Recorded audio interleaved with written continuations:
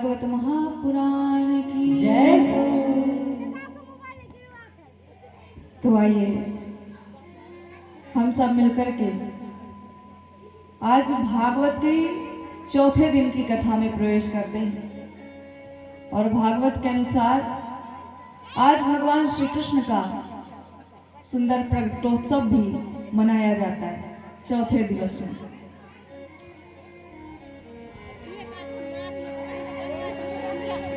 महाराज,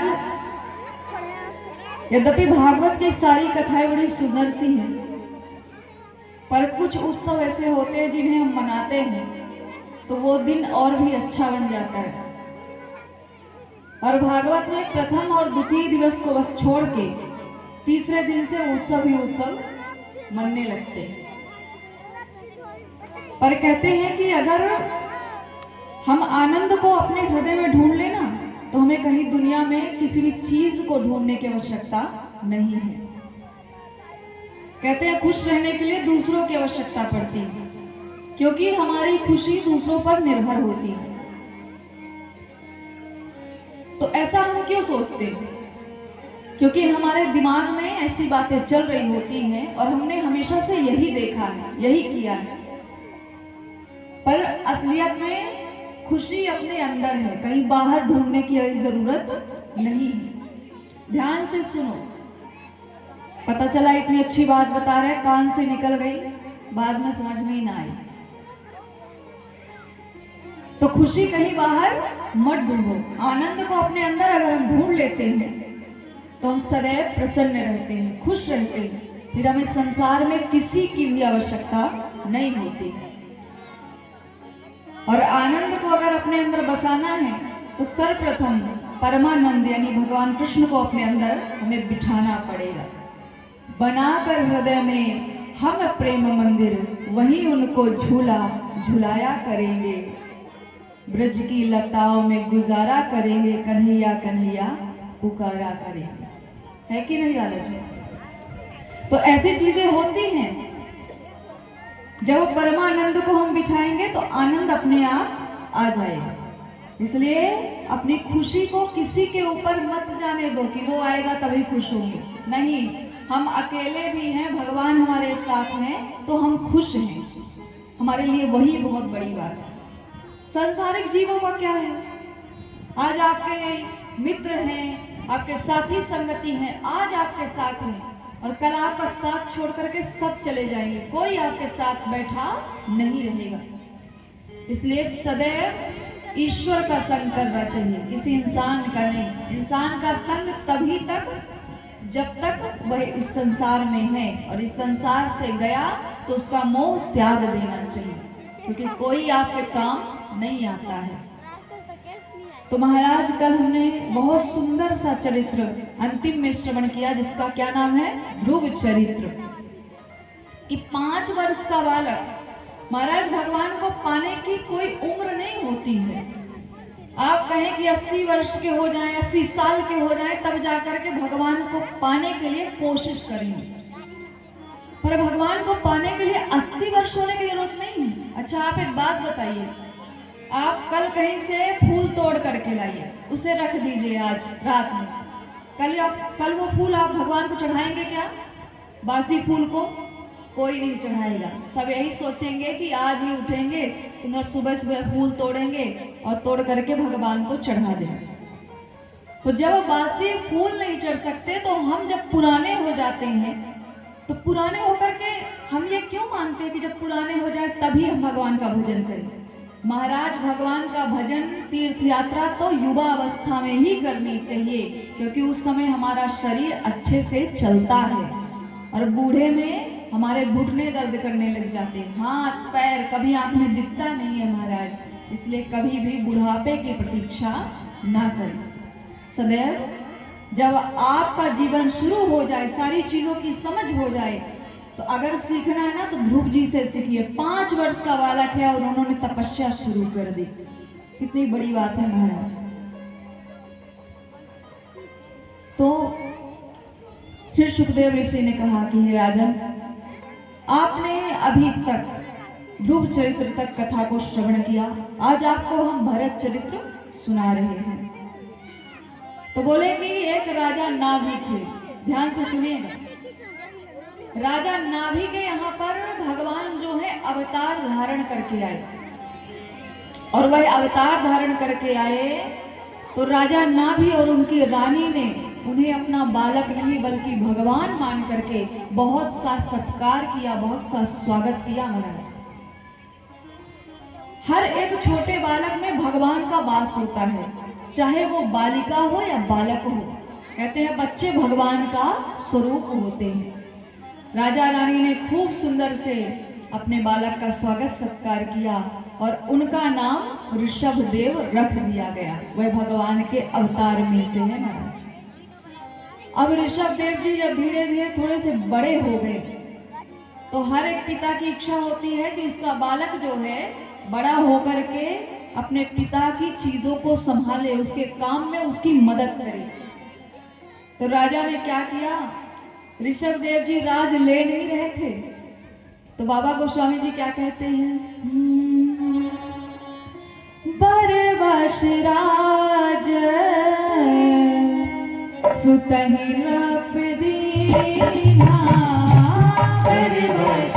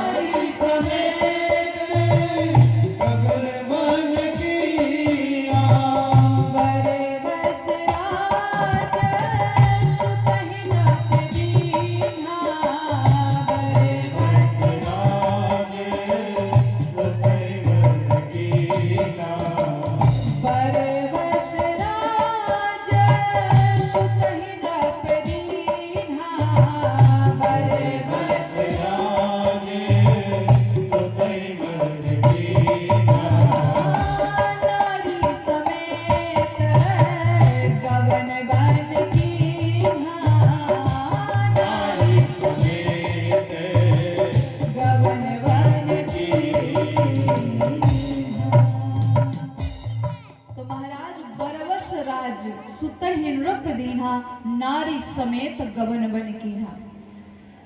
सारे मंत्रिमंडलों को बिठाया गया और बिठा करके एक सभा आयोजित की गई। बोले हमारा जो पुत्र है वह बड़ा हो चुका है और हम चाहते हैं कि वह हमारा राज्य कारोबार संभाले। सारे मंत्रियों का जब एक मत हो गया तब हमारे ऋषभ देव जी का सुंदर राज तिलक किया गया। और महाराज ऋषभ देव जी का जब राज तिलक हो गया, ऋषभ देव जी जब राजा बन गए तो उनके राज्य में ऐसी सुख शांति, सोचिए जब साधारण सा मनुष्य इतना अच्छा राज्य कर सकता है तो भगवान अच्छा राज्य क्यों नहीं कर सकते। वह तो भगवान है, संसार चलाने की उन्हें कला आती है और हम तो मनुष्य हैं, केवल हम सांसारिक जीवों को ही चला सकते हैं। वह तो पूरे विश्व को, पूरे त्रिलोक को चलाते हैं महाराज। तो राजा ऋषभ देव जी प्रभु ऐसे राज्य करने लग गए कि उनके राज्य में सिंह और बकरी एक साथ जल पीते हुए नजर आने लगे। भगवान सब संग आत्मतंत्र स्वयं नित्य नित्यानार्थ परस्परा केवला नंदानुभव ईश्वर एव विपरीत बत्कर्मणा काले नानुगतम। बोले वाके बिहारी लाल की। तो महाराज अगर जीवन में कोई अच्छा कार्य करने लग जाए और अगर किसी और राजा की प्रशंसा किसी और राजा के सामने किया जाए तो दूसरा राजा जो है उसके मन में जलन उत्पन्न हो जाती है, ईर्ष्या आ जाती है। ऋषभ देव जी की चर्चा है यहाँ तक कि इस पृथ्वी लोक में ही नहीं बल्कि इंद्र लोक में भी उनकी चर्चा होने लगी। तो इंद्र को बहुत ज्यादा ईर्ष्या उत्पन्न हो गई, जलन हो गई कि मुझसे ज्यादा अच्छा राजा इस त्रिलोक में हो कैसे सकता है। मैं तो देवताओं का राजा हूँ, वो केवल इंसानों का राजा है, उसकी चर्चा हमारे सामने। तो महाराज इंद्रदेव ने क्या किया कि ऋषभ देव जी के राज में वर्षा नहीं किया, सब जगह वर्षा हो गई और ऋषभ देव जी के राज में सूखा पड़ा रह गया। और वह यह नहीं जानते थे कि ऋषभ देव जी कोई साधारण व्यक्ति नहीं है, बल्कि साक्षात भगवान नारायण है। और भगवान की कृपा से वो जब चाहते, जहां पर चाहते, वहां पर वर्षा हो जाती थी। उन्होंने अपनी इच्छा अनुसार ही वर्षा करवा ली। जब यह बात इंद्र को पता चली, इंद्र आया और आकर के ऋषभ देव जी के चरणों में गिर गया और महाराज ला करके एक जयंती नाम की कन्या को ऋषभ देव जी को सौंप दिया। उस जयंती नाम की कन्या से 100 पुत्र हुए। तो उनमें से क्या हुआ, 9 पुत्र 9 खंडों के प्रतापी राजा हुए। उनमें से 9 पुत्र 9 योगेश्वर के नाम से जाने जाते हैं और बाकी के पुत्र अन्य कारोबार में लग गए। ऋषभ देव जी के बड़े पुत्र का नाम था भरत, उसी से अपने भारतवर्ष का नाम भारत हुआ है। बोलिए बाके बिहारी लाल की। अब महाराज पीढ़ियां आगे बढ़ रही हैं, बालक आ रहे हैं। ऋषभ देव ने सोचा जब पिताजी ने कभी देर नहीं लगाई, समय रहते हुए वन में चले गए, तो क्यों ना हम भी वन में जाएं, योग अभ्यास के द्वारा इस पृथ्वी को छोड़ करके अपने लोक चले जाएं। पर उससे पहले हमें किसी को अपने राज्य को सौंपना पड़ेगा, देना पड़ेगा। तो महाराज उन्होंने अपने बड़े बेटे भरत को अपनी राज गद्दी, राज सिंहासन पकड़ा दिया और पकड़ा करके वहां से चले गए। अब भरत जी राज्य करने लग गए।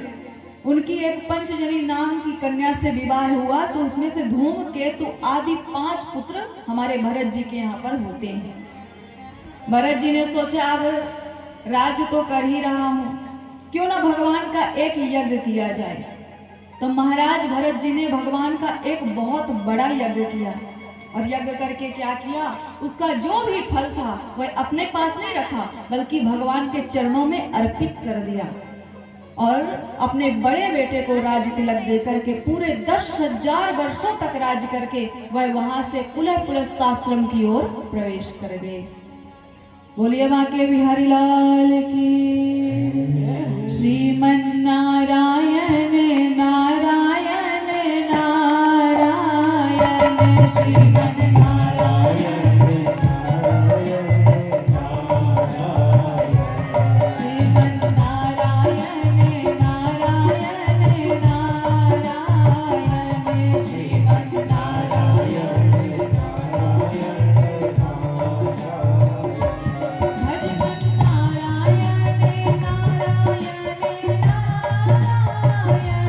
भज मन नारायण नारायण नारायण।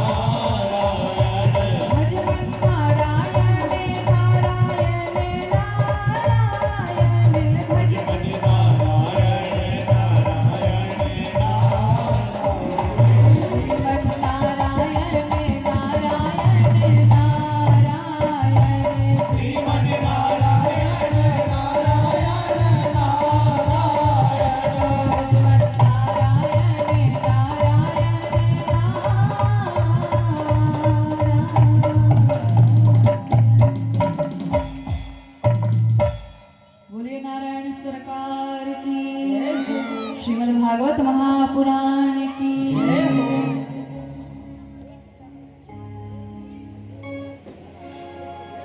तो महाराज अब हमारे भरत जी जाकर के पुलस्त्याश्रम में पहुंचे और पहुंच करके वहां पर एक वैरागियों जैसा अपना जीवन यापन करने लगे। जैसे कोई संत मुनि महात्मा नहीं रहता साधारण वेशभूषा में, क्योंकि राज जितना भोग लिया था 10,000 वर्ष तक राज करना कोई छोटी मोटी बात नहीं है महाराज। तो अब उनके मन में कोई शेष इच्छा थी नहीं कि कोई मुझे सम्मान दे, कोई मुझे राजा बुलाए। अब बस भगवान का भक्त बन के ही रहना है, ऐसा वह सोचते थे। महाराज भागवत पुराण के अनुसार या शास्त्र के अनुसार समस्त ब्राह्मण और क्षत्रिय को प्रत्येक दिन शालिग्राम भगवान का पूजन करना चाहिए, ऐसा बताया गया है।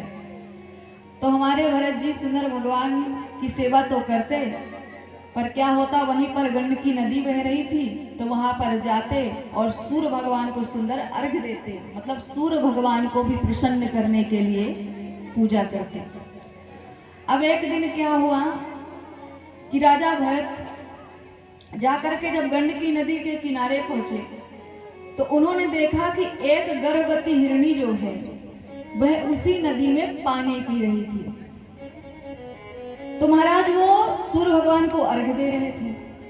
अब जैसे ही वह हिरणी पानी पी करके थोड़ी सी फुर्सत हुई तो उसने क्या देखा कि पीछे एक सिंह जो है जोर जोर से हुंकार रहा है महाराज। जय हो। हिरणी गर्भवती थी।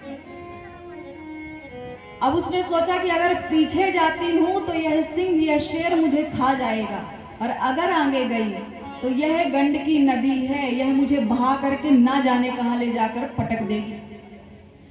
अब महाराज सिंह ने एक बार हुंकार दी, 2 बार हुंकार दी, तीसरी बार जब हुंकार दी तो वह हिरणी जाकर के गंडकी नदी में गिर गई और उसका प्रसव जो है वहीं पर गिर गया महाराज। लेकिन उस मृग शावक को हमारे भरत जी ने बचा लिया, उसे उठा लिया और उठा करके अपने साथ अपने आश्रम पर लेकर के आ गए। अब महाराज पहले तो भरत जी अकेले रहा करते थे तो कोई चिंता नहीं थी। अब एक छोटा सा बच्चा ही मान लीजिए उस मृग शावक को, उसे लेकर के भरत जी आए और आकर के उसकी सेवा करने लग गए, उसकी देखभाल करने लग गए और उसका उस तरीके से भला चाहने लग गए जैसे कि गह शिशु वत्स अनल कह धाई तह राखे जननी अरगाई। जिस प्रकार से एक छोटा सा बालक, एक मनुष्य का बालक जब वह अग्नि की ओर दौड़ता है तो उसकी माता उसका अच्छा चाहते हुए उस अग्नि को पकड़ने नहीं देती है। महाराज कहते हैं कि साथ में चाहे जानवर हो, इंसान हो, कोई भी हो, अगर वह हमारे साथ में रहता है तो हमारी प्रीति उसके साथ हो जाती है, हमारा प्रेम बन जाता है। अब महाराज वह मृग शावक भरत जी के साथ ही स्नान करने जाता, भरत जी के साथ ही भोजन करता, भरत जी के साथ ही सोता, भरत जी के साथ ही उठता, उनके साथ ही रहता महाराज। अब एक दिन क्या हुआ कि भरत जी उसे लेने के लिए गए, सोचे कहीं खेल रहा होगा, बोले चलो स्नान करने चलते, तुम वहीं पर पानी पी लेना, मैं स्नान कर लूंगा। भरत जी उस मृग शावक को लेकर के गए तो उसने देखा कि उसी नदी के किनारे कुछ ही दूर पर उसके जाति बिरादरी वाले उसे दिखाई दिए। तो हिरण ने अपने मन में सोचा कि मैं तो कब से इनके साथ रह रहा हूं, ये मनुष्य हैं और मैं जानवर हूं, हम दोनों की कैसे बन सकती है, क्यों ना अपने जात बिरादरी वालों के पास जाया जाए, थोड़ा सा उनके साथ रहेंगे तो थोड़ा मन अलग हो जाएगा। अब महाराज वह मृग शावक उचकता उचकता हुआ जाकर के अपनी जाति बिरादरी वालों के पास में यानी अन्य हिरणों के पास पहुंच गया। अब जब उनके पास गया तो महाराज उन्हें सुध नहीं रही कि हमें लौट करके घर भी जाना है, वह जाकर के जंगल में पहुंच गया। हमारे भरत जी ने जब देखा कि अगल बगल वह मृग शावक है ही नहीं तो महाराज वो पागलों की भांति पूरी जगह ढूंढ रहे हैं, पूरे पेड़ से पूछ रहे हैं, नदी से पूछ रहे हैं, जो मिल रहा है उसी से पूछ रहे हैं, क्या आपने मेरे मृग शावक को देखा है, बहुत छोटा सा हिरण था। महाराज ऐसे पागल हो गए जैसे मानो उनके प्राण छूट रहे हो।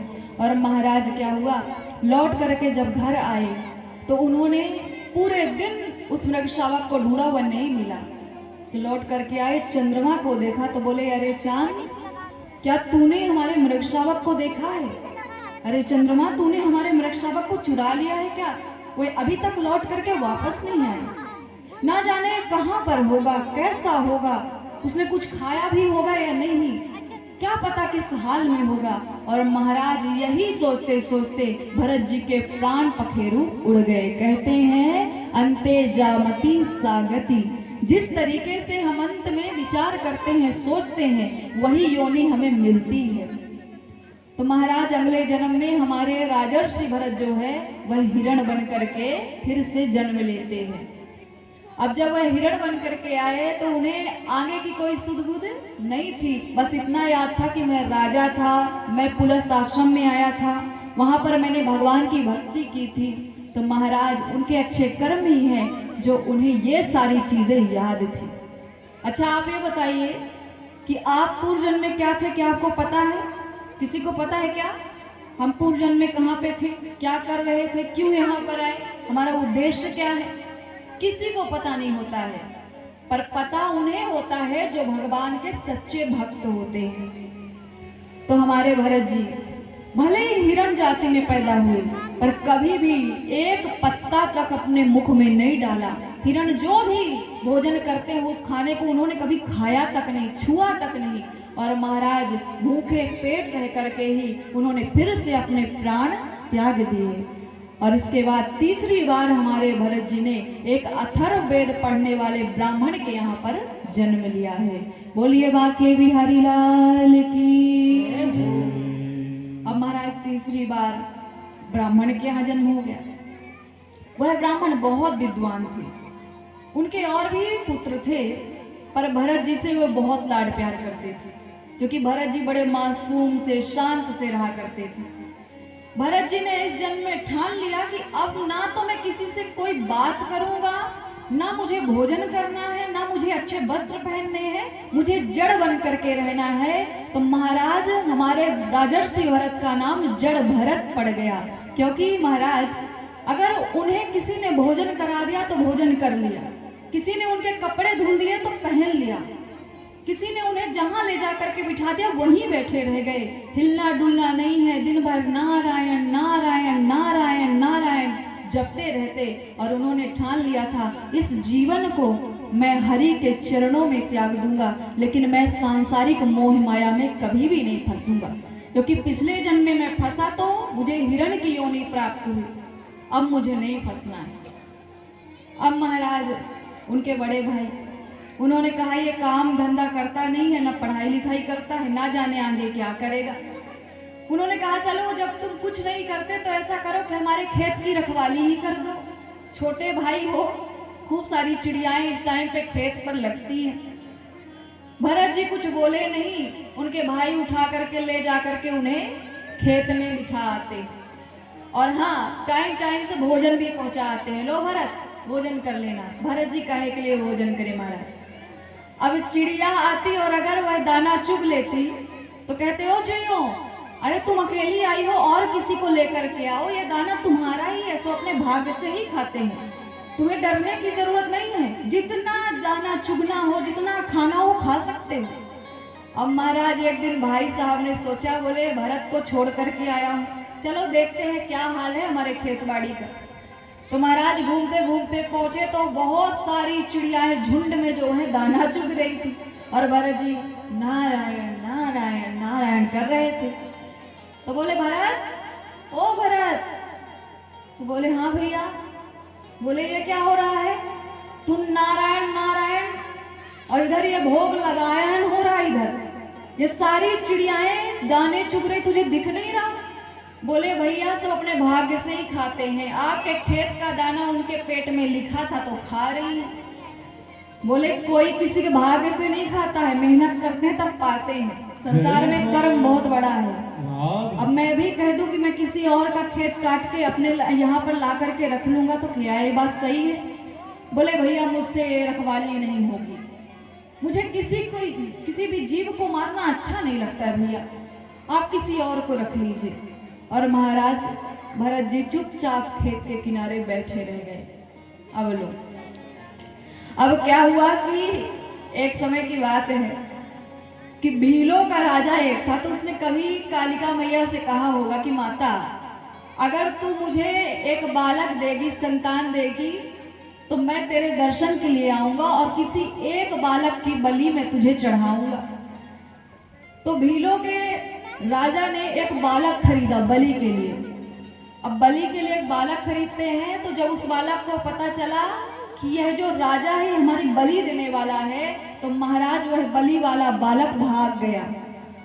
अब भीलों के राजा ने कहा, इस खेत में हम कहाँ किसी को ढूंढे। उन्होंने कहा, देखो आसपास कोई भी इंसान बैठो, उसे पकड़ करके लाओ। अब महाराज उसके सैनिक जब इंसान ढूंढने लग गए, तो और तो कोई मिला नहीं। हमारे जो जड़ भरत जी हैं वही नारायण नारायण करते हुए मिल गए। भीलों के राजा के पास ला करके जड़ भरत जी को खड़ा कर दिया गया। भरत जी ने पूछा कि आप हमें यहाँ पर क्यों लेकर के आए? बोले, तुम्हें भोजन कराना इसलिए लेकर के आए। बोले, आज भगवान की बड़ी कृपा हुई है, 3 दिन से भोजन नहीं किया, चलो 2 निवाला हमें भी मिल जाएगा। बेचारे बड़े भोले से हैं। अब महाराज भीलों के राजा ने कहा, बोले लगता है पागल है, ये कुछ जानता वानता है नहीं। ऐसा करो, चुपचाप इसे लेकर के कालिका मैया के मंदिर चलो, जहाँ महाकाली विराजमान है। अब महाराज भरत जी को वहां पर जब ले जाया गया, सुंदर स्नान कराया गया और स्नान करा के सुंदर अच्छे वस्त्र धारण करवाए गए, तो भरत जी ने पूछा, ये नए वस्त्र मुझे क्यों दे रहे हो, नए कपड़े पहना रहे हो, क्या बात है?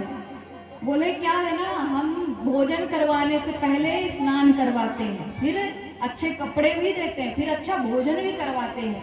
वो क्या है ना कि हमने देख लिया था तुम काफी दिनों से बैठे हुए हो, हमने सोचा थोड़ा सा तुम्हें भोजन करा दे। अब वो ये नहीं बता रहे कि हमें बलि देना है। अब महाराज भरत जी को एक सुंदर माला पहनाई गई। बोले, माला भी पहनाते? बोले हाँ, लो भोजन करो। भरत जी ने भोजन करना शुरू कर दिया। बेचारे ने 3 दिन से कुछ खाया नहीं था, जल्दी जल्दी से भोजन किया और भोजन करने के बाद फिर नारायण नारायण शुरू कर दिया। अब महाराज भीलों का राजा है, बोले भोजन करा दिया? बोले हाँ महाराज, पेट भर के भोजन किया है। बोले, वैसे भी किसी को भूखे पेट नहीं मारना चाहिए, क्योंकि सारे जीव जंतु एक जैसे ही होते हैं। पर क्या करें, हमने मैया को वादा किया था कि एक बालक की बलि चढ़ाएंगे, अब चढ़ाना तो पड़ेगा, हमारी मजबूरी है। महाराज हमारे भरत जी चुपचाप ऐसे ही सीधे बैठे हुए हैं। भरत जी के गर्दन को पकड़ा गया और पकड़ करके लटका दिया गया। ध्यान से सुनिएगा, बोलिए बाके बिहारी लाल की। कौन ऐसा मनुष्य होगा बताइए? वह देख रहा है कि उनके हाथ में तलवार है, ये कुछ कर भी सकते हैं, पर भरत जी की गर्दन को पकड़ाया और लटका दिया गया।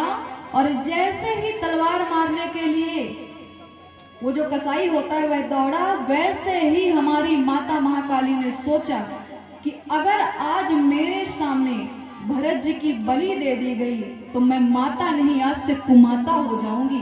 क्योंकि एक व्यक्ति होता है अपने प्राणों की रक्षा करने के लिए मुझे पुकारता है, मुझे बुलाता है, पर भरत जी तो सारी चीजें ऐसे ही स्वीकार कर रहे हैं, इसलिए मुझे स्वयं भरत की रक्षा करने के लिए जाना चाहिए।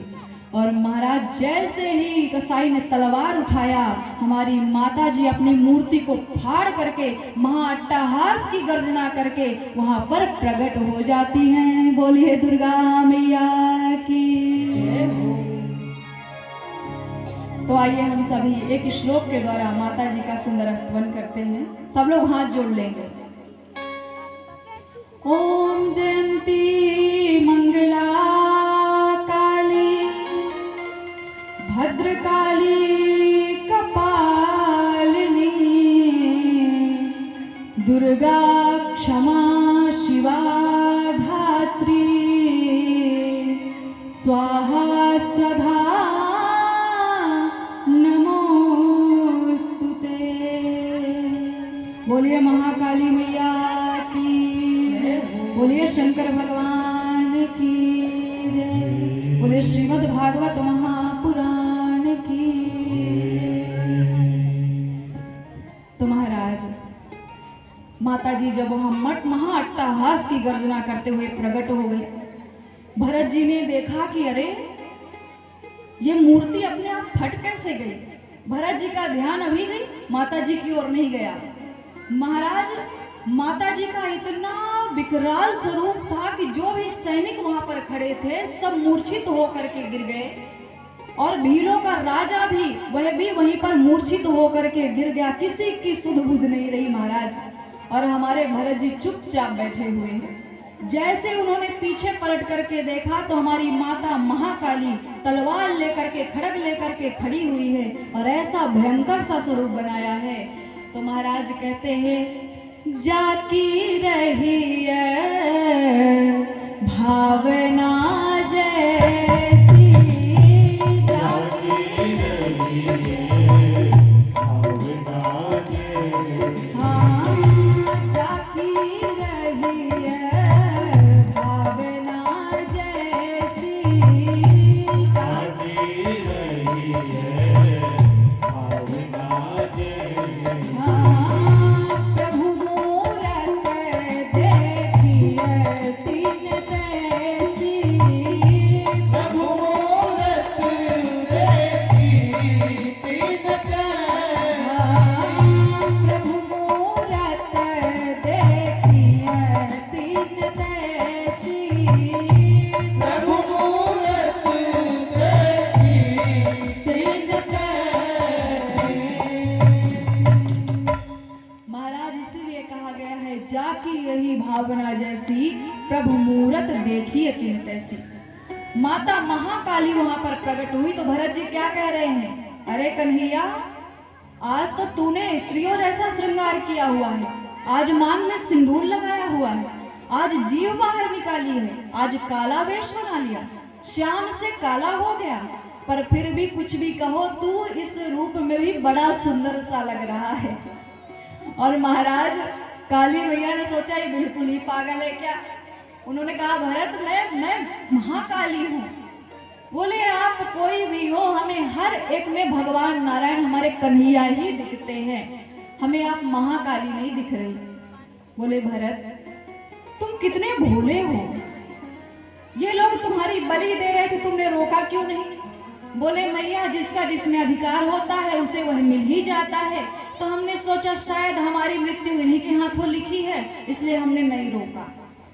बोले इतना भोला बनोगे ना इस संसार में तुम्हारा गुजारा नहीं है, बहुत जल्दी मारे जाओगे। बोले मैया हम इस शरीर को त्यागना ही तो चाहते हैं, यह शरीर अब हमारे किसी काम का नहीं है, मैं नहीं मेरा नहीं यह तन किसी का है दिया, जो भी अपने पास है वह धन किसी का है दिया।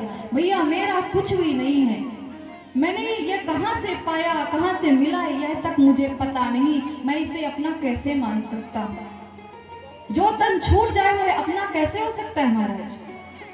सर्वप्रथम ही जब हमें जलाने के लिए ले जाते हैं तो हमारे वस्त्र हमारा साथ छोड़ देते हैं, हमारा शरीर जल जाता है, जाते हैं तो केवल अपने कर्म अपने साथ जाते हैं, जो हमें उस अपार भव सागर से उस बैतरणी से तार करके प्रभु के धाम में पहुंचा सकते हैं, और वही बुरे कर्म हमें नरक में भी गिरा सकते हैं, क्योंकि जैसी करनी वैसी भरनी। तो महाराज भरत जी ने जब ऐसा कहा और फिर एक बात और कही, बोले माता तुम महाकाली हो ना, तुम माँ महाकाली हो। और माँ का अर्थ क्या होता है, माँ का अर्थ है ममता, जिसके अंदर बहुत ममता हो बहुत प्रेम हो। मैया तू कैसी है, तू अपने संतान की ही बलि लेती है, मैं यहाँ पर नहीं आता कोई और बालक आता वह मारा जाता। माता वह भी किसी का बालक ही है, किसी माता ने उसे जन्म दिया है, और एक जननी दूसरे जननी के लिए ऐसा कैसे सोच सकती है। अगर तू मुझसे सच में प्रसन्न है, सच में तू मुझसे बहुत खुश है, तो तू ऐसा कर, आज के बाद तू किसी भी जीव की बलि नहीं लेगी, ऐसा मुझे वचन दे दे, और उसके बदले में तू नारियल प्रसाद लेकर के ही सारे भक्तों से प्रसन्न हो जाया करेगी। तो महाराज महाकाली के नेत्र सजल हो गए। महाकाली ने कहा कि पुत्र मैंने नहीं कहा था इस राजा को कि मुझे बलि दे, इसने तो स्वयं से इच्छा बनाई। माता कुमाता नहीं हो सकती, पुत्र कुपुत्र ही हो सकता है, पर माता पिता अपने बच्चों का बुरा कभी नहीं चाह सकते हैं। इसलिए हे भरत मैं तुझे वचन देती हूँ कि मैं कभी भी बलि नहीं लूंगी। और महाराज उसी समय से बलि की प्रथा कई जगहों में बंद हो गई, लेकिन कई जगहों में आज भी बलि दी जाती है। ना जाने कैसे मनुष्य है महाराज। हित अनहित पशु पक्षी जाना, हित अनहित पशु पक्षी जाना, हित अनहित पशु पक्षी जाना, हित अनहित पशु पक्षी जाना, मानुष तन गुण ज्ञान निधाना, मानुष तन गुण ज्ञान निधाना, हित अनहित पशु पक्षी जाना, हित अनहित सभी लोग आएंगे। पक्षी जाना, हित अनहित पशु पक्षी जाना, हित अनहित पशु पक्षी जाना, मानुष तन गुण ज्ञान निधाना, मानुष तन गुण ज्ञान निधाना, मानुष तन गुण ज्ञान निधाना, मानुष तन गुण ज्ञान निधाना। ना जाने कैसे जीव है, अपना हित अनहित, दूसरों का हित अनहित पशु पक्षी तक जानते हैं महाराज। पशु पक्षियों को कभी देखिए कितना मिलजुल करके रहते हैं। बहुत कम पशु पक्षी होंगे जो एक दूसरे से लड़ाई करते होंगे, पर ये मनुष्य, ये तो सत्यम नास्ति तपा शौचम दया दानम न विद्यते उदर ब्राह्मणो जीवा बराका कूट भाषणा। मतलब ना तो इनके पास सत्य है, ना दया है, ना दान है, ना तप है, ना भक्ति है, किसी के प्रति कोई भावना नहीं बची है। सब अपना अपना पेट भरने के लिए झूठ झूठ पर एक दूसरे से विरोध करते हैं, एक दूसरे से लड़ाई करते हैं महाराज। तो कभी भी किसी जीव को अपने स्वार्थ के लिए नहीं मारना चाहिए, क्योंकि हर एक जीव प्रभु का बनाया हुआ है। हर एक जीव की एक आयु निश्चित की गई है और वह अपनी आयु पूर्ण करके ही जाएगा। महाराज, माता जी अंतर ध्यान हो गई। भरत जी अपने उसी खेत में आकर के बैठ गए जहां पर वह पहले बैठे थे। तो राजा राहुगण जो है वह कपिल देव के आश्रम पर जा रहा था ज्ञान उपदेश के लिए। तो होता क्या है कि बीच में उसका जो पालकी ढोने वाला जो बोढ़र होता है वह बीमार पड़ गया। तो जब वह बीमार पड़ जाता है तो राजा राहुगण ने कहा कि ऐसा करो, जा करके आसपास देखो कोई व्यक्ति मिल जाए तो उसे लेकर के आओ, वह पालकी लेकर के चलेगा। तो उसके सैनिक गए और उन्होंने आसपास देखा तो उन्हें कोई नहीं मिला, बल्कि हमारे भरत जी ही नारायण जाप करते हुए मिल गए। उन्होंने कहा, अरे ओ भाई साहब, यहाँ पर कैसे बैठे हैं? तो भरत जी ने पीछे मुड़ करके देखा, कुछ नहीं बोले। बोले, भैया आपसे ही बात कर रहे हैं, यहाँ पर क्यों बैठे हैं? एक हमारा छोटा सा काम है, क्या आप करेंगे? तो भरत जी ने पूछा, क्या काम है बताइए। बड़े भोले से हैं भरत जी। तो बोले, हमारे राजा राहुगढ़, उनकी पालकी ढोने वाला बीमार पड़ गया, इसलिए उनकी पालकी कंधे में लादना और ले चलना। बोले, ठीक है भैया, चलते हैं। अब महाराज भरत जी उठे, जा करके राहुगढ़ की पालकी को उठाया, उठा करके जब चलने लगे तो अगर बीच में एक चींटी भी आ जाती तो वह उचक करके खड़े हो जाते। राजा राहुगढ़ ने कहा, अरे मूर्ख, जिंदगी में पालकी नहीं ढोई? अगर मैं गिर गया, मेरे हाथ मुंह टूट गए तो क्या तू बनवाएगा? तू मुझे धन देगा, वैद्य के पास ले जाएगा, खुद फकीरों जैसा दिखता है, मेरी क्या औषधि करवाएगा? भरत जी समझ गए इसे अपने शरीर का बड़ा अभिमान है। तो उन्होंने कहा, राजा शरीर का अभिमान करते हो? बोले, हाँ। शरीर का अभिमान कैसे नहीं होगा?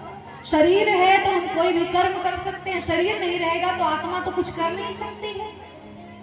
तो बोले, राजन, यह शरीर भी हमेशा के लिए नहीं होता है। मैं भी कभी राजा हुआ करता था, मैंने भी कभी राज्य किया है, लेकिन ये राज्य सुख नहीं देता है। बहुत सा धन होने के बाद भी सारे मनुष्य दुखी रहते हैं। हमें तो केवल और केवल प्रभु के चरणों में रहना चाहिए, प्रभु का ध्यान लगाना चाहिए, प्रभु को स्मरण करना चाहिए। बोलिए बांके बिहारी लाल की जय हो।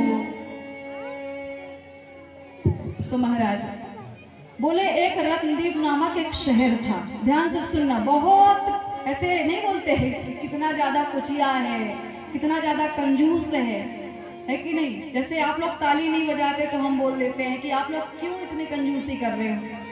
तो रत्नदीप नामक एक नगर था, सुनना, उसमें एक वैश्य रहा करता था महाराज। उसके पास बहुत सारा धन था। तो होता क्या है कि उसने सोचा कि इस धन को हम शहर की ओर ले जाएंगे और शहर में ले जाकर के कुछ खरीदेंगे और फिर व्यापार करेंगे। तो महाराज उसने क्या किया कि एक बैलगाड़ी रखी और अपने सारे धन को उसमें लाद लिया और लाद करके चलने लगा। तो इतना कंजूस, कहते हैं चमड़ी जाए पर दमड़ी ना जाए महाराज। एक भी रक्षक, एक भी रखवाला उसने नहीं रखा। क्यों नहीं रखा? कहीं हमारा 200 रुपये न लग जाए, कहीं हमारा 5 रुपये न चला जाए। उसने सोचा हम अपने धन की रखवाली खुद व खुद ही कर लेंगे। अब जब वह आगे बढ़ा, तो आगे बढ़ते बढ़ते क्या हुआ कि बादल छा गए। बादल छा गए तो वर्षा होने लगी। अब उसे जाते जाते बहुत शाम हो गई, तो शाम में जाकर के एक जंगल में फंस गया। अब जब वह जंगल में फंसा तो उसने सोचा कि चलो यहीं आसपास कुछ दिखेगा तो रात्रि भर विश्राम करेंगे, इसके बाद सुबह चलेंगे। अब अंधेरे में कुछ दिख तो रहा है नहीं। तो महाराज क्या हुआ कि 4 चोर आए और उन्होंने उसके पूरे धन को चुरा लिया। बेचारे की बैलगाड़ी खाली की खाली रह गई। अब जैसे ही एक बार बिजली कड़की तो उसने पीछे मुड़ करके देखा, उसकी पूरी बैलगाड़ी खाली पड़ी हुई है। उसने कहा ना जाने कौन मेरा धन चुरा करके ले गया, बताओ हमारा धन भी चला गया। अब महाराज यही सोचते सोचते आगे बढ़ा तो एक गहरी कुआं थी। तो वह वैश्य उसी गहरी कुआं में जब गिरा तो एक वृक्ष की डगाल को पकड़ करके लटकने लग गया। ध्यान से सुनना, अब जब वह डगाली पकड़ करके लटक रहा है तो बोल रहा है एक तो बारिश हो रही है, बादल गरज रहे हैं, ना तो दिन है, ना कोई टार्च है, ना कोई उजेला है, मैं कहाँ जाऊंगा। और महाराज यही सोच रहा था। तो जब बादल गरजा तो उसने क्या देखा कि जिस डगाली को उसने पकड़ा हुआ है उस डगाली को 2 चूहे जो है काट रहे हैं। और जहां वह लटका हुआ है उसी कुएं में एक काला सर्प बैठा है जो उसकी ओर मुंह खोल खोल करके उसे बार बार डरा रहा है। उसने सोचा हे भगवान, हे कन्हैया, हे नारायण, आज अच्छी दुर्गति हुई है मेरी। काश एक सेवक रख लिया होता तो ये दुर्गति नहीं होती। अब महाराज खाने के लिए तो कुछ है नहीं क्योंकि कुएं में फंसा हुआ है। तो उसने क्या किया, उसने ऊपर देखा तो मधुमक्खी का एक छत्ता लगा हुआ था। तो वही छत्ते की शहद आकर के उसके मुंह पर एक बूंद टपक जाती। तो बोले कुछ मीठा मीठा सा लग रहा है। अब जब बादल कड़का तो उसने देखा, बोले वाह प्रभु वाह वाह। इसीलिए कहते भगवान भूखा जगाता जरूर है लेकिन भूखा सुलाता नहीं है। चलो ये शहद ही सही, यही हमारा सहारा बनी। अब महाराज एक बूंद जब शहद गिरती तो वह मुंह खोल करके रखता, उसे चाट जाता। अब बहुत दिनों तक उसी वृक्ष में लटका रह गया। अब क्या हुआ कि एक दिन जब चूहों ने उस वृक्ष को काट दिया तो काटा तो वैसे ही आकर के उसी सर्प के ऊपर गिरा और उस सर्प ने उस वैश्य को डस दिया। बोलिए बांके बिहारी लाल की, बोलिए दुर्गा मैया की। तो भरत जी ने कहा कि आप कुछ समझे। बोले इसमें समझने की क्या बात है। बोले वह जो वैश्य है वह यह जीवात्मा, यह माया का स्वरूप है। जैसे आपके पास शरीर है ना, तो आप अपने शरीर का गुमान कर रहे हो, तो वैश्य हो गया माया का स्वरूप। 2 चूहे जो हैं वह चित्र और गुप्त हैं, जो हमारे सारे कर्मों का लेखा जोखा हमेशा रखते हैं। वह सांप जो है वह साक्षात यमराज का स्वरूप है। और जिसने उन 4 चोरों ने जो धन लूटा वह काम, क्रोध, लोभ, मोह थे जो उसका पीछा कर रहे थे। तो आइए यहाँ पर एक छोटा सा भजन कर लेते हैं। बोलिए बांके बिहारी लाल की। तेरी मंद मंद मुस्कनिया पे, तेरी मंद मंद मुस्कनिया पे बलिहार सावरे, बलिहार सावरे। तेरी मंद मंद मुस्कनिया पे बलिहार सावरे, बलिहार सावरे। तेरी मंद मंद मुस्कनिया पे, तेरी मंद मंद मुस्कनिया पे बलिहार सावरे, बलिहार सावरे। तेरी मंद मंद मुस्कनिया पे बलिहार सावरे, बलिहार सावरे। सभी लोग से तालियों के द्वारा स्वागत करेंगे। हरि बोल।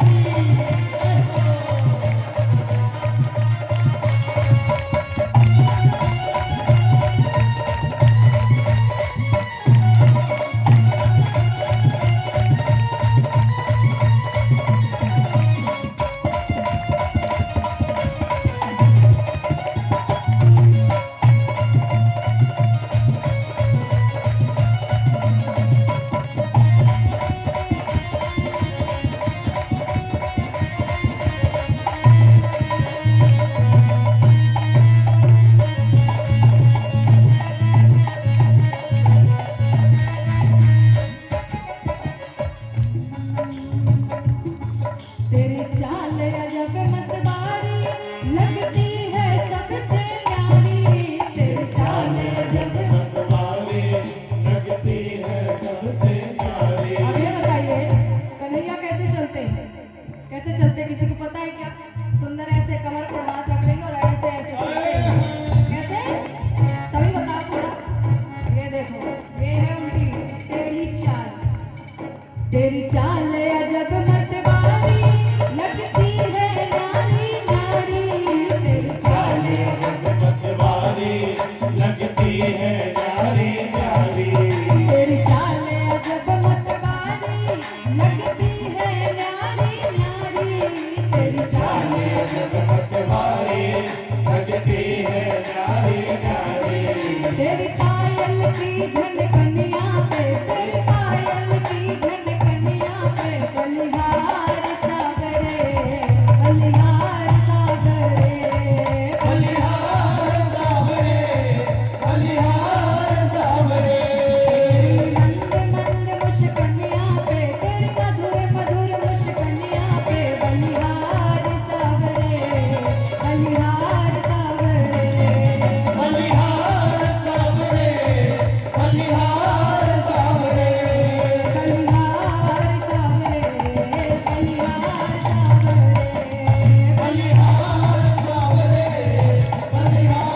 सागरे बलिहार सागरे बलिहार सावरे बलिहार सावरे।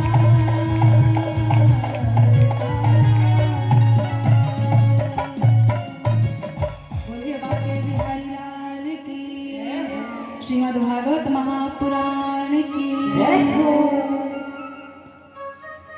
तेरी मंद मंद मुस्कनिया पे तेरी मधुर मधुर मुस्कनिया पे बलिहार सावरे बलिहार सावरे। महाराज कान्हा की मुस्कान, ये बगल में मूर्ति रखी है ना, मैंने तो सामने से अभी तक देखा ही नहीं है, देखने का समय ही नहीं मिलता है। अच्छी लग रही कि नहीं? अच्छा, किस किस को अच्छी लगती है हाथ ऊपर करना जरा। बड़ी अच्छी लग रही है। मैं इसलिए नहीं देख रही कि अगर मैंने एक बार ध्यान से देख लिया तो फिर आगे का जो काम है मैं नहीं कर पाऊंगा, मतलब कथा ही नहीं बोल पाऊंगी, ये छवि याद आ जाएगी। तो जब मैं वहां से आती भी हूँ तो नजर बहुत कम डालती हूँ, कभी चरण में डाल लूंगी, कभी कमर पे, बस इतना ही करती हूँ। तो कन्हैया की जो मुस्कान है उसके आगे तो सब फीका है, कुछ बचता ही नहीं है। इंसान अपना घर बार द्वार पत्नी बच्चे सब लुटा दे कन्हैया की मुस्कान पर। ये पहले की सोच है।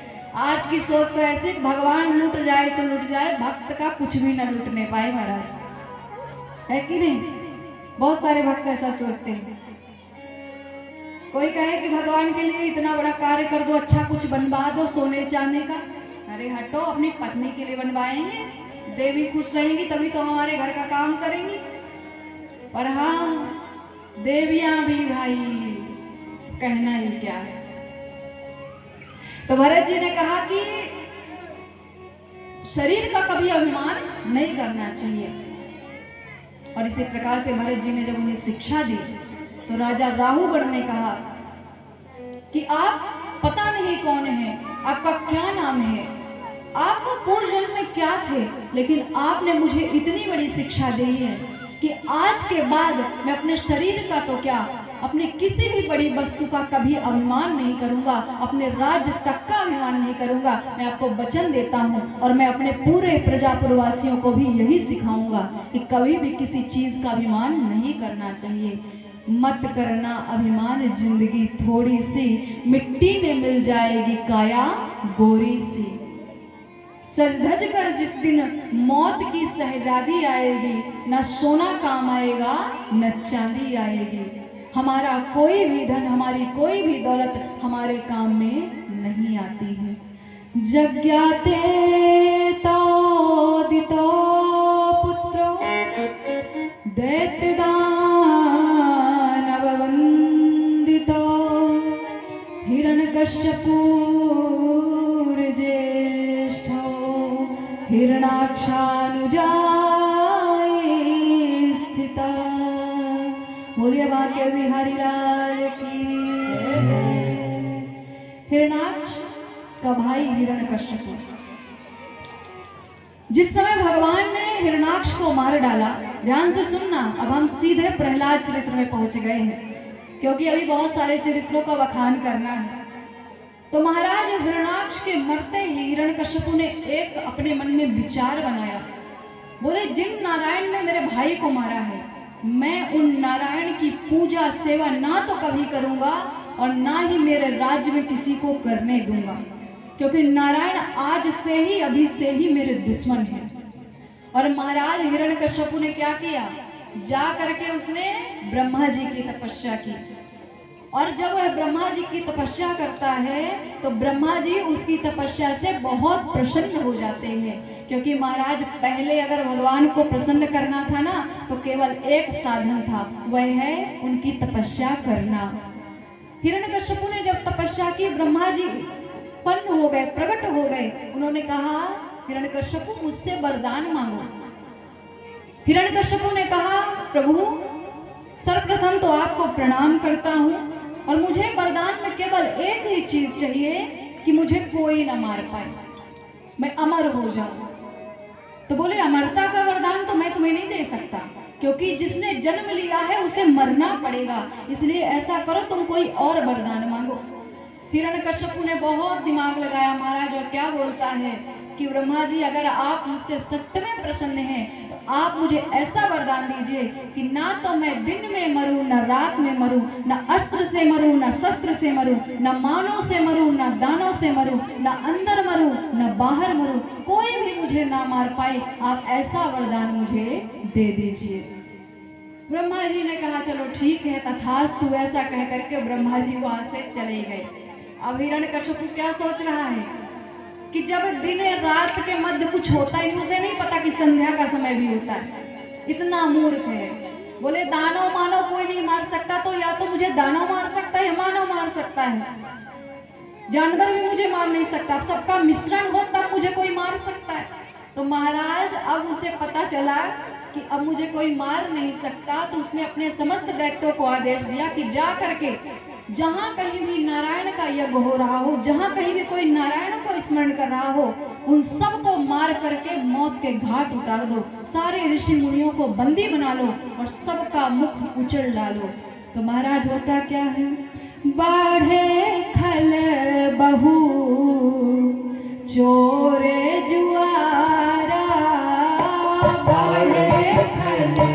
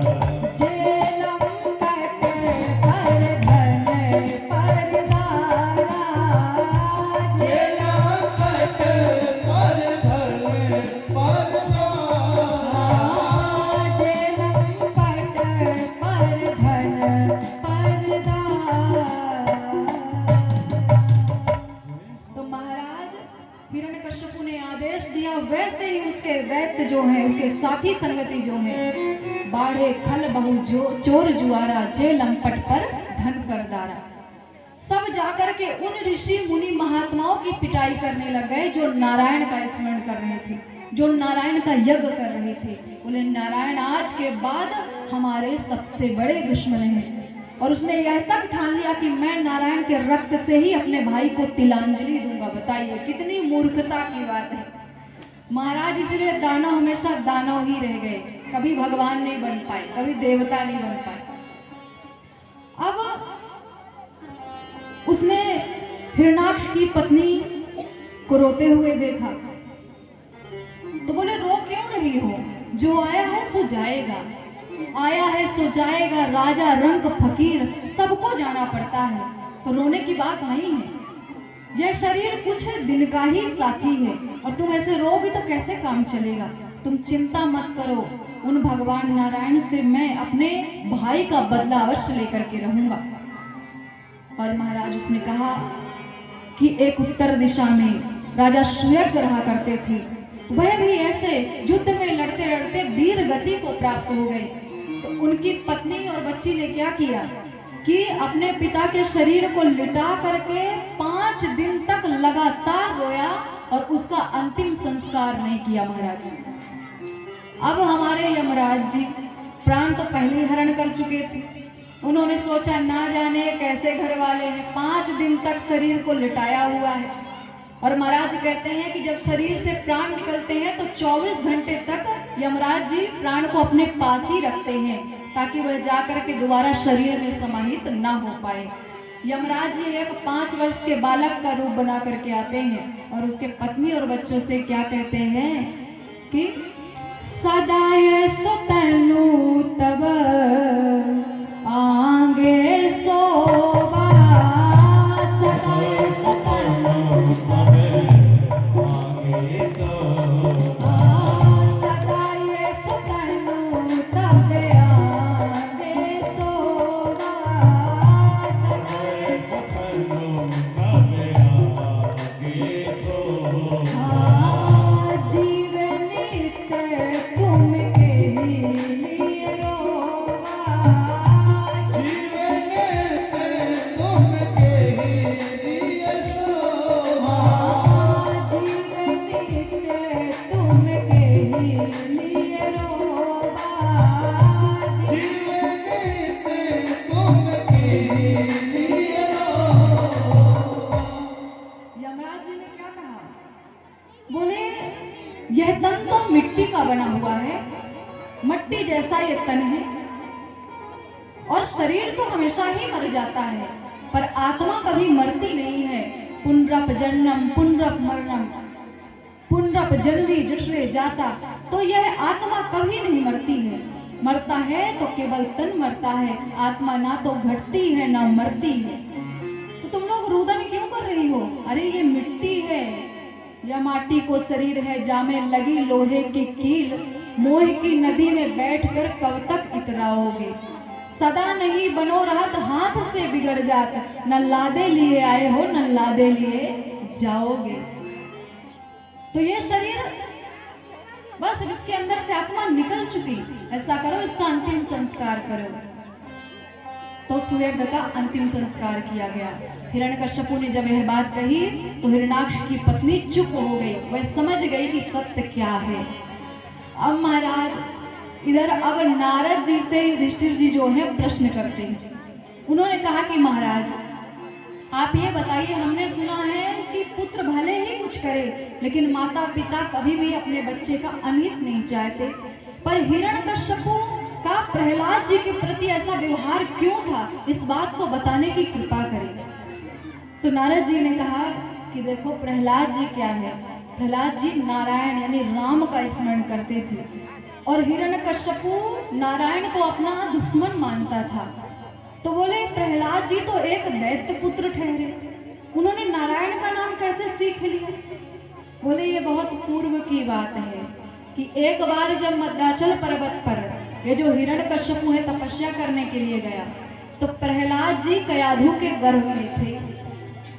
तो ये देवराजेंद्र ने क्या सोचा, उन्होंने सोचा कि पहले से बहुत सारे दैत्य भरे हुए हैं, एक और दैत्य पैदा हो जाएगा तो कहीं ये बाप बेटे मिलकर के मेरा राज्य सिंहासन ही ना छीन ले, इसीलिए ऐसा करते हैं जन्म लेने से पहले ही हम इसके बालक को मार डालेंगे।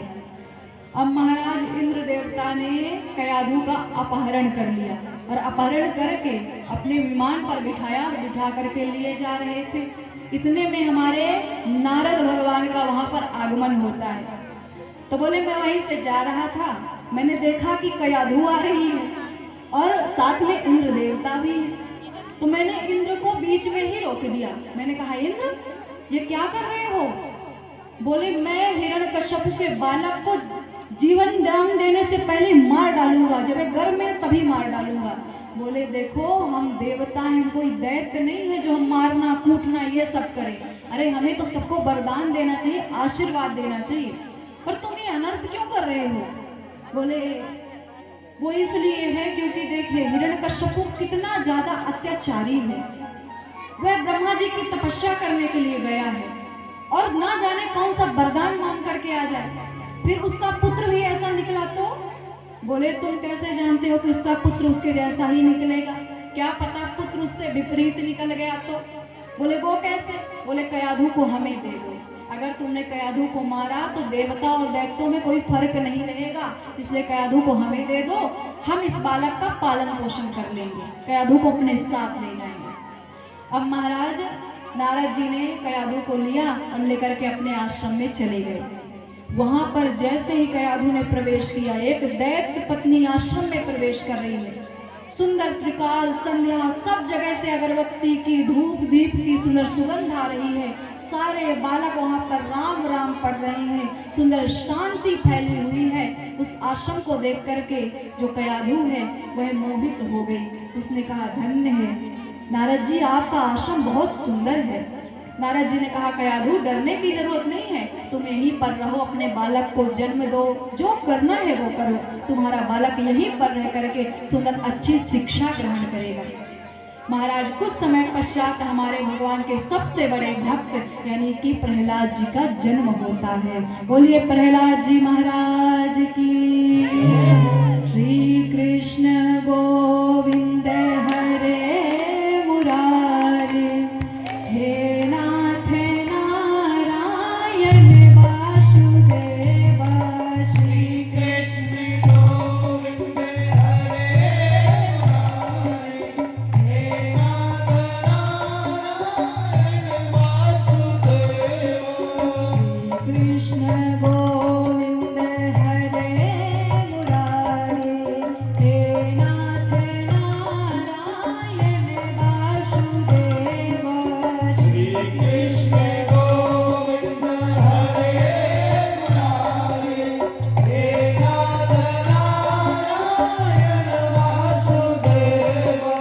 हे नाथ नारायण वासुदेव। हे नाथ, सभी बड़े भाव से गाएंगे।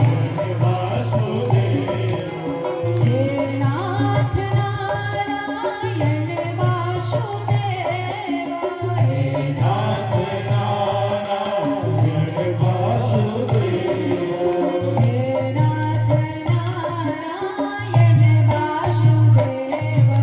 हे नाथ नारायण वासुदेव। श्री कृष्ण गोविंद हरे मुरारी, हे नाथ नारायण वासुदेव। श्री कृष्ण गोविंद हरे मुरारी, हे नाथ नारायण वासुदेव। नाथ स्वामी सदा हमारे, हे नाथ नारायण वासुदेव। विष्णुनाथ स्वामी सदा हमारे, हे नाथ नारायण वासुदेव। मथुरा में जन्मे गोकुल पितारे, हे नाथ नारायण वासुदेव। मथुरा में जन्मे गोकुल के तारे, हे नाथ नारायण वासुदेव। हे नाथ नारायण वासुदेव। हे नाथ नारायण वासुदेव। हे नाथ नारायण वासुदेव। हे नाथ नारायण वासुदेव। हे नाथ नारायण वासुदेव। हे नाथ नारायण वासुदेव। बोलिए वासुदेव भगवान की। तो ध्यान से सुनिए। अब प्रहलाद जी का जन्म हो गया। कहते हैं भगवान अपना भक्त पहले ही चुन लेते हैं। तो सोचिए कि प्रहलाद का जन्म हिरण्यकश्यपु के राज में भी हो सकता था, पर यह सब भगवान की माया थी, भगवान की प्लानिंग थी, जो ऐसा हो गया महाराज। जा करके नारद जी के आश्रम पर आज कयाधु पहुंच गई। प्रहलाद जी का जन्म हुआ। प्रहलाद जी जब धीरे धीरे बड़े होने लग गए तो उन्होंने देखा कि उनके आश्रम पर त्रिकाल संध्या हो रही है, सुंदर राम नारायण कृष्ण का नाम लिया जा रहा है। तो हमारे प्रहलाद जी भी राम राम बोलना सीख गए। अब जब नारद भगवान ने सोचा, बोले बहुत दिनों की कयाधु आई हुई है और हिरण्यकश्यप भी लौट ही रहा होगा, क्यों ना इसके राज्य में इसे जाकर के वापस दे दिया जाए। तो महाराज नारद जी ने जाकर के कयाधु को उसके राज्य में पहुंचा दिया। अब हमारे प्रहलाद जी अपने राज्य पर सुंदर खेल रहे थे। हिरण्यकश्यप की नजर अपने बालक पर पड़ी, पहली बार देख रहा है। उन्होंने कहा, अरे ये किसका बालक है? कयाधु ने कहा, ये आपका बालक है। बोले क्या नाम रखा है? बोले इसका नाम प्रहलाद है। बोले अच्छा, बहुत सुंदर है, इसको तुमने कब जन्म दिया? बोले जब आप तपस्या करने के लिए गए थे ना, तभी यह जन्मा हुआ है। तो बोले ठीक है, अब ये थोड़ा बड़ा हो रहा है, तो ऐसा करो कि इसे सुंदर गुरु आश्रम पहुंचा दो, जहां पर दैत्यों की विद्या सिखाई जाती है, ताकि यह बड़ा होकर के हमारा सारा राज्य कारोबार संभाल ले। अब प्रहलाद जी को महाराज संडरमक जी के पास में ले जाकर के छोड़ दिया गया। अब वह जब शिक्षा ग्रहण करते तो जो दैत्यों का जो स्वभाव होता है, जो काम होता है, उसे संडरमक जी सिखाते। वह वो सब चीजें नहीं सीखते, बल्कि सारे बालकों को सिखाते कि अरे बालकों, राम नाम से बढ़कर के कुछ भी नहीं है, क्योंकि राम एक ऐसा नाम है, कहते हैं जग में सुंदर हैं दो नाम, चाहे कृष्ण कहो या राम। तो अगर तुम राम नाम लोगे ना, ये दैत्य कर्म तुम्हें नहीं करने पड़ेंगे, भगवान की भक्ति करते करते ही तुम्हारी सदगति हो जाएगी, तुम अच्छी गति को प्राप्त हो जाओगे। तो महाराज एक दिन संडरमक जी ने सुना, बोले ये तो खुद पढ़ता नहीं है, अपने साथ के बालकों को भी बिगाड़ रहा है। तो संडरमक जी ने कहा कि इसे ले जाकर के इसके पिता के यहाँ छोड़ा। उनके आश्रम वासियों ने कहा कि महाराज हमारी तो इतनी सामर्थ्य है नहीं कि हिरण्यकश्यप के सामने जाए उनके बालक को छोड़ने के लिए, आप ऐसा करिए, आप ही जाइए। अब संडरमक जी प्रहलाद जी को लेकर के हिरण्यकश्यप के सामने गए। बोले महाराज आपका पुत्र ना तो पढ़ता है, ना बालकों को पढ़ने देता है, और ये राम नाम रटता रहता है। तो हिरण्यकश्यप ने कहा, क्या बोला, क्या बोलता है? बोले राम बोलता है, पूरे दिन राम राम राम करता है। बोले क्यों रे, तू मेरे शत्रु का नाम ले रहा है? दोबारा लिया तो मैं तुझे छोड़ूंगा नहीं। क्या सीखा तूने गुरु आश्रम में? बोले मैंने और कुछ नहीं सीखा है, केवल और केवल प्रभु के चरणों की भक्ति, प्रभु का स्मरण करना, प्रभु का ध्यान करना, उनको प्राप्त करना, कैसे उन्हें पाया जाता है, यही सीखा है। क्योंकि पिताजी ये सब मैंने अभी नहीं, बल्कि जन्म के पहले ही सीख लिया था, माता के गर्भ में ही सीख लिया था। तो बोले माता के गर्भ में? बोले हाँ, हम माता और पुत्र नारद जी के आश्रम पर रुके थे। अब महाराज कयाधु को बुलाया गया। बोले तुम तो अच्छा बालक को शिक्षा दिलवा करके लाई, ऐसा करो इसे बोलो ये दैत्य विद्या पढ़े, नहीं हम इसे छोड़ेंगे नहीं। अब महाराज पुनः एक बार अवसर दे करके उन्हें गुरु आश्रम फिर भेजा गया। अब बालक आकर के प्रहलाद जी को घेर करके बैठ जाते हैं। बोले जिसको तुम राम राम कहते हो, हमने तो कभी उनका नाम नहीं सुना है, ये कौन है? बोले ऐसे भगवान हैं जो कि आप अगर उन्हें देखोगे ना तो ऐसा लगेगा कि ना जाने कौन आकर के खड़ा हो गया है, ऐसा लगेगा कि हमारे करोड़ों जन्म के पुण्य उदय हो गए हैं, अब तो सीधे हमें भगवान के चरण ही मिलने वाले हैं। बोले कैसे दिखते हैं? बोले श्याम वर्ण से हैं, धनुष बाण हाथ में है, कभी शंख चक्र गदा पद्म भी लिए रहते हैं, कभी मुरली बजाते हैं, जैसा देश वैसा वेश। महाराज गोकुल में जन्मे तो मुरली लेकर के जन्मे, अयोध्या में जन्मे तो धनुष बाण लेकर के जन्मे, और वैकुंठ में रहते हैं तो वहां पर शंख चक्र गदा पद्म के साथ रहते हैं। तो बोले अच्छा भगवान इतने अच्छे दिखते हैं? बोले हाँ, नारायण के अलावा कोई सुंदर है ही नहीं, नारायण तो माया का स्वरूप है। तो बोले आज से हम भी राम राम कहेंगे, चलो भाई सब लोग राम राम बोलो। अब संडरमक जी आए, बोले चुप रहो बड़े राम वाले। हिरण्यकश्यप को पता चला मुझे मार डालेंगे। महाराज पुनः प्रहलाद जी को उनके राज्य में छोड़ दिया गया। बोले आपका पुत्र नहीं पढ़ेगा। हिरण्यकश्यप क्रोध के मारे भर गया और भर करके क्या कहता है, अपने सैनिकों को बुलाता है और बोलता है ऐसा करो, इसे ले जा करके पहाड़ के ऊपर से धक्का दे दो, ये वहीं से गिरेगा मर जाएगा। अब उसके सैनिक आते हैं लेकर के प्रहलाद जी को गए, तो महाराज जैसे ही उन्हें धक्का दिया तो क्या हुआ, हमारे भगवान नारायण ने प्रहलाद जी को अपनी गोदी पर ले लिया। बोलिए नारायण भगवान की। अब जब सैनिकों ने यह भी उपाय किया, बोले महाराज आपका पुत्र मरने की बजाय बच गया, बोले इसे अस्त्र शस्त्र से काट डालो। महाराज जितने अस्त्र शस्त्र चल रहे थे, जैसे ही उसे प्रहलाद जी के ऊपर चलाया गया, सब लुचक करके टेढ़े मेढ़े हो गए महाराज, उससे भी नहीं कटे। हिरण्यकश्यप ने कहा ये ऐसे नहीं मरेगा, रुको मैं उपाय सोचता हूँ। उसने अपनी बहन होलिका को बुला लिया। बोले होलिका तुझे ब्रह्मा का वरदान है ना, तुझे एक ऐसा वस्त्र मिला है जिसमें अग्नि भी तुझे नहीं जला सकती। तू ऐसा कर, अपने भतीजे को गोद में लेकर के बैठ और बैठ करके इसे जला डाल। तो महाराज होलिका ने कहा कि बिल्कुल आप जो कहेंगे आपकी आज्ञा का पालन होगा, पर जलाना क्यों चाहते हैं तो बताइए। बोले ये हमारे दुश्मन का नाम लेता है, दिन भर राम राम बोलता है। बोले ठीक है। अब महाराज होलिका बुआ जी जो है प्रहलाद जी को गोद में लेती हैं और अग्नि में बैठ जाती। अब होता उल्टा है कि प्रहलाद जी बच जाते हैं और होलिका दहन हो जाती है। तभी से हमारे भारतवर्ष में होलिका दहन का त्योहार मनाया जाता है। बोलिए बाके बिहारी लाल की। अब हिरण्यकश्यप ने कहा कि ये ऐसे नहीं मरेगा। तो उसने क्या किया महाराज, हमारे प्रहलाद जी को ले जाकर के जब गर्म खंभे में बांधने के लिए जा रहा था, तो प्रहलाद जी के मुख की ओर देख रहा था कि शायद थोड़ी डर हो।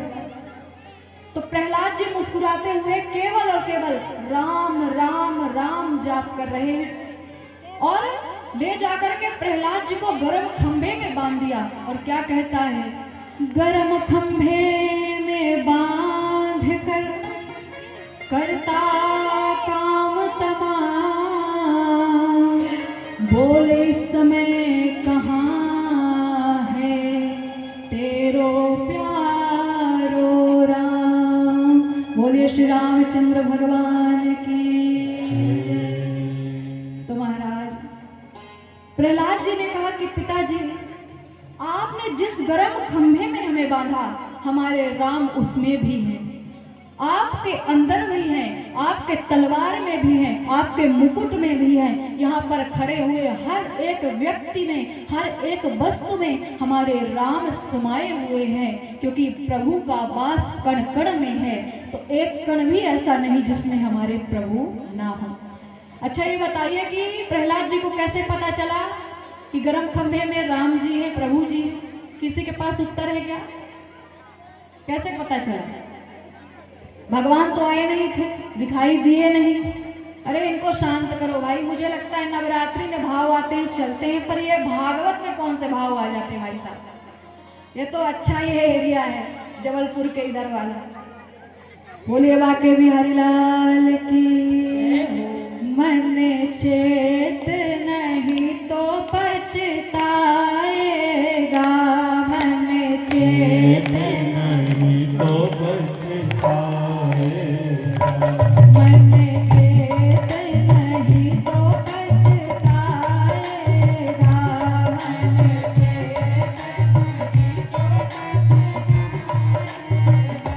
मन चेत नहीं तो पछताएगा, मन चेत नहीं तो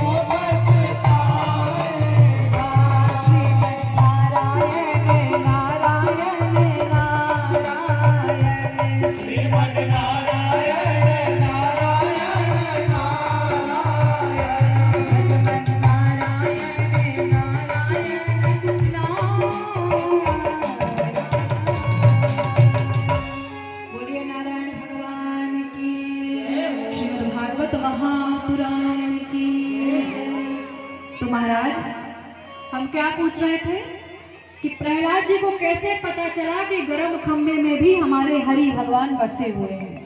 तो ध्यान से सुनिए, जब प्रहलाद जी को गर्म खंभे के पास ले जा